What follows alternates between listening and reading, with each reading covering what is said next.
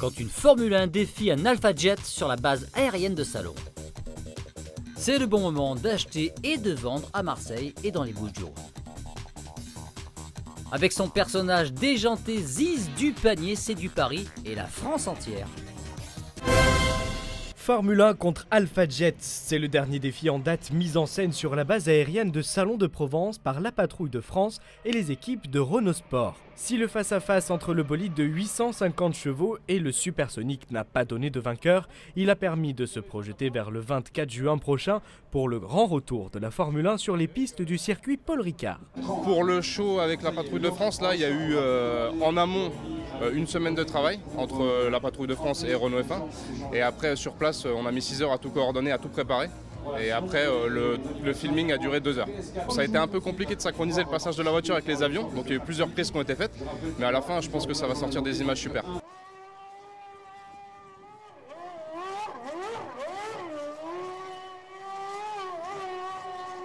Le but était de faire de belles images de réalisation et de montrer le parallèle de deux mondes mécaniques, deux mondes où il faut dompter de la puissance et être très précis.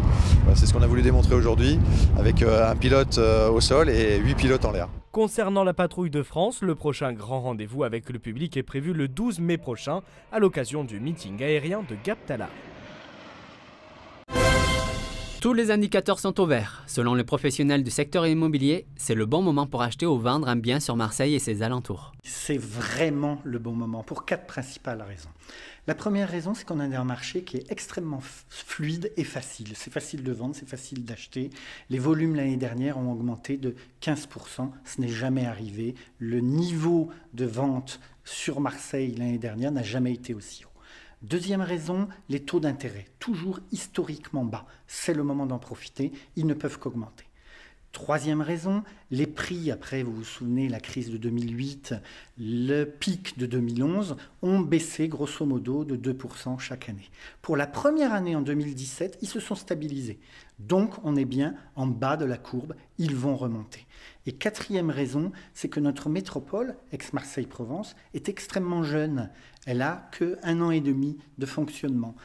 Les prérogatives de cette métropole, et je pense notamment au transport, ne fonctionnent pas à plein. Dès que cela va fonctionner à plein, immédiatement, notamment par rapport au transport, les prix vont s'envoler. Je m'en sortirai jamais, moi, avec ce mariage. Ah non, je te jure. C'est la révélation la plus inattendue de l'année sur scène à Paris et dans toute la France. Ziz du panier a séduit le public avec son personnage déjanté, marseillaise jusqu'au bout des ongles. Ah, c'est une merveilleuse aventure que je dois d'abord au public marseillais parce que c'est vrai qu'on a franchi des étapes ici dans des petits théâtres et puis dans des plus grands. Et puis après ma rencontre avec mon producteur Samuel Ducrot, mon attaché de presse Pierre Cordier, tous ces gens qui font un travail extraordinaire et c'est grâce à eux parce qu'on voit que les artistes mais c'est bien de citer les gens qui sont derrière et qui font avancer un projet. Et ils m'ont tellement fait avancer après le Festival d'Avignon que ça a été Paris. Et là c'était un pari. C'était le cas de le dire. Plus de 40 000 personnes à la Comédie Comartin, plus de 130 représentations. Je crois que le personnage a séduit les Parisiens par Ziz. Moi, je l'ai voulu comme ça. Je l'ai créé spontané. Je dis souvent, elle est cash, mais jamais trash. C'est quelqu'un. C'est un peu ma marionnette à moi. Je dis souvent ça aussi, c'est vrai. Jeff Panaclock à Jean-Marc. Moi, j'ai Ziz. Je lui fais dire tout ce que je veux. C'est un personnage qui est plein de bons sentiments, elle est naïve et comme tous les gens naïfs, elle est drôle et je pense que c'est populaire, ça parle à tout le monde. Tout le monde aimerait avoir une tante qui s'appelle Ziz ou une cousine ou une voisine qui est Ziz, quoi. Ah ben on a réussi à le faire ce mariage,